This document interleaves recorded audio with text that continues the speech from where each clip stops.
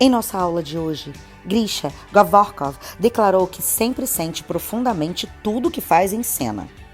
A isto, Tortsov retrucou: todo mundo, em todos os instantes da vida, tem que sentir alguma coisa. Só os mortos não têm sensações. É importante saber o que se está sentindo em cena, pois muitas vezes sucede que até mesmo os atores mais experimentados elaboram em casa e levam ao palco uma coisa que não é nem importante nem essencial para os seus papéis.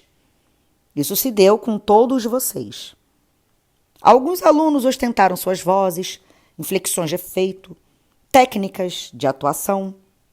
Outros fizeram rir a plateia com sua vivaz atividade, seus saltos de balé, seu desesperado excesso de atuação. E se pavonearam com lindos gestos e poses. Em suma, o que levaram ao palco não foi o que sentia necessário aos papéis que interpretavam. Quanto a você, Gavorkov, não encarnou seu papel pelo conteúdo interior. Você nem o viveu, nem o interpretou, mas fez uma coisa totalmente outra. E que coisa foi? Perguntou Grisha, depressa. Atuação mecânica. No gênero não estava mal, para dizer a verdade, pois desenvolveu com bastante elaboração métodos de apresentar o papel por meio de ilustrações convencionais. Não pode haver arte verdadeira sem vida. Ela começa onde o sentimento assume os seus direitos. E a atuação mecânica? Perguntou Grisha. Começa onde a arte criadora acaba. Na atuação mecânica, não há lugar para um processo vivo, e quando o eixo ocorre, não é por acaso. Compreenderão isto melhor quando chegarem a identificar as origens e os métodos da interpretação mecânica que nós chamamos de carimbos. Para reproduzir os sentimentos, há que saber reconhecê-los pela experiência própria. Não os experimentando, os atores mecânicos são incapazes de reproduzir os seus efeitos externos. Com o auxílio do rosto, da mímica, da voz e dos gestos, o ator mecânico apenas oferece ao público a máscara morta do sentimento inexistente. Para tanto, foi elaborado um grande sortimento de efeitos pitorescos que pretendem representar toda espécie de sentimentos por meio de recursos exteriores.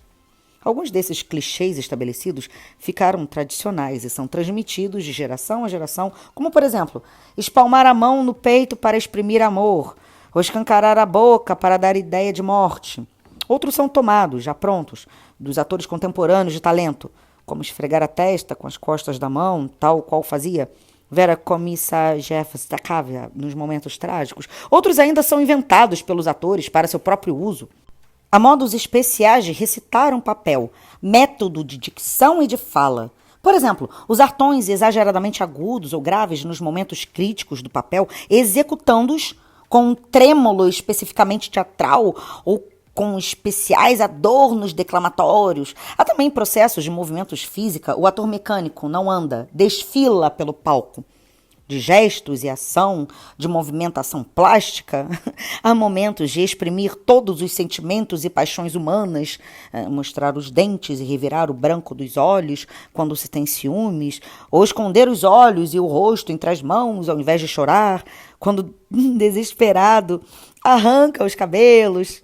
Há modos de imitar todos os tipos e pessoas de diferentes classes sociais. Os camponeses cospem no chão, assoam o nariz na aba do paletó. Os militares fazem tinir as esporas, os aristocratas ficam brincando com as suas logonetes. Alguns outros caracterizam épocas. Gestos operísticos para a Idade Média, passinhos miúdos para o século XVIII. Esses métodos mecânicos, já prontinhos, podem ser facilmente adquiridos por meio de exercícios constantes, de modo a se tornarem uma segunda natureza. Com o tempo e o hábito constante, até as coisas deformadas e sem sentido se nos tornam familiares e caras.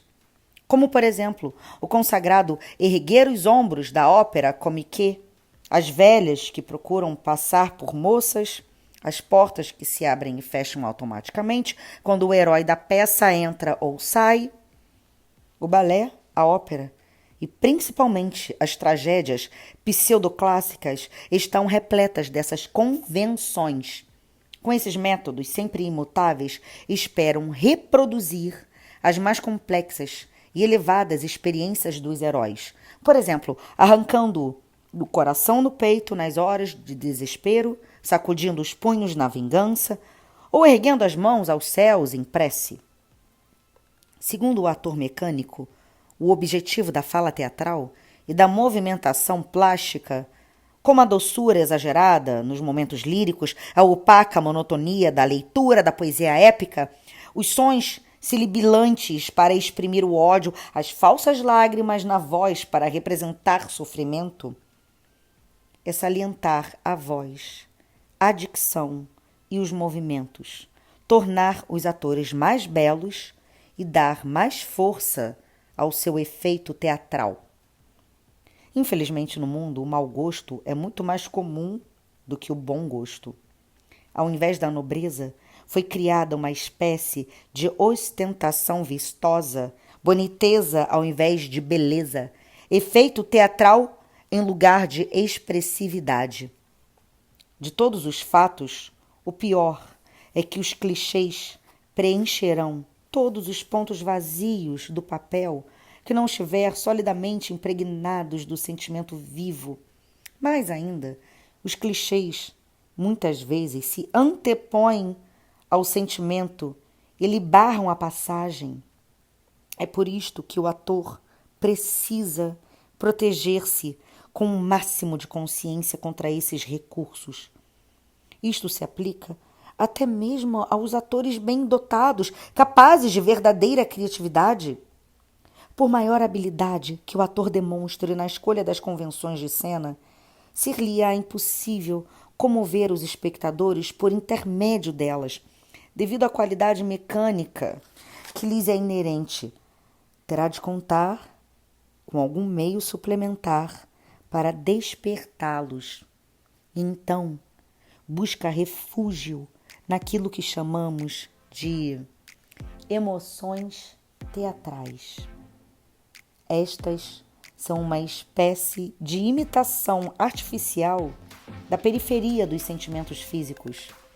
Cerrando os punhos com força e endurecendo os músculos de seu corpo ou respirando espasmodicamente, você poderá provocar em si mesmo um estado de grande intensidade física. O público, muitas vezes, pensa que isso é a expressão de um forte temperamento movido pela paixão. Atores do tipo nervoso conseguem despertar emoções teatrais dando corda artificialmente aos nervos. Isso causa a histeria teatral, um êxtase doentio que costuma ser tão desprovido de conteúdo quanto a excitação física artificial.